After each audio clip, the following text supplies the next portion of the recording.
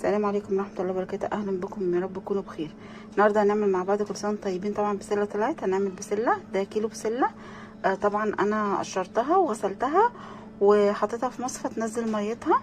ودوت نص كيلو جزر. طبعا غسلته وقطعته بالشكل ده. لو عايزين تقطعوه اكبر شويه براحتكم. ودي بصلايه مبشوره وملح وفلفل، بس ده اللي انا عايزاه النهارده. وعايزه اقول لكم طبعا عايزين تحطوا سمنه او زيت براحتكم. بصوا زي ما احنا شايفين كده، انا جبت الحله وحطيت فيها زيت ذره عشان تبقى يعني البسله صحيه. اللي عايز يحط سمنه براحته. كمان حطيت البصل المبشور وكمان الملح والفلفل عليه. وبعد كده رحت منزله عليه زي ما احنا شايفين كده البسله والجزر. هنسيبها 5 دقايق بس، وبعد كده هننزل عليها صلصه الطماطم او الطماطم اللي احنا هنعملها في الخلاط. دلوقتي كده زي ما انا قلت لكم، بصوا نخليها 5 دقايق. بصوا دبلت شويه. دلوقتي بقى لغايه ما نعمل الصلصه هنسيبها، نهدي عليها نهدي عليها النار ونسيبها. دلوقتي زي ما احنا شايفين كده، انا جبت كيلو طماطم وبعد كده ضربته في الخلاط وحطيت معاه 4 أو 5 فصوص توم. بجد بيخلي الطعم في حته تانية. وصفتها، لازم تصفوها عشان ما يبقاش فيها قشر. دلوقتي هننزل بيها على البسله.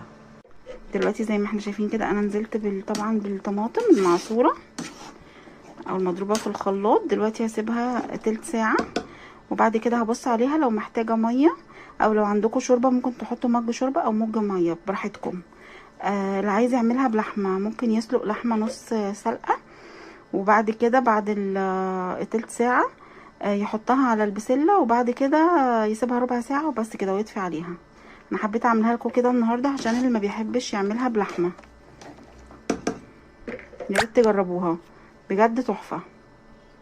دلوقتي تعالوا مع بعض بقى نبص على البسله. بسم الله. زي ما انتم شايفين كده خلاص نزلت الميه بتاعتها.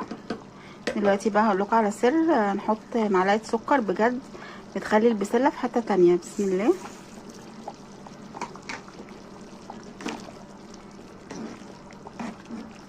عايزه اقول لكم البسله دي صحيه جدا. طبعا ني في ني، اللي طبعا معدته طبعا بتوجعه من الاكل المسبك، دي حلوه جدا جدا وتنفع برضو للدايت.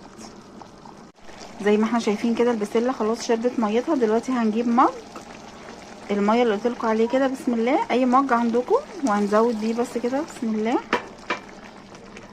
كده بقى. مش تاخد حوالي 5 دقايق كمان ونطفي عليها وكده تمام. بالهنا والشفا، ياريت تجربوها.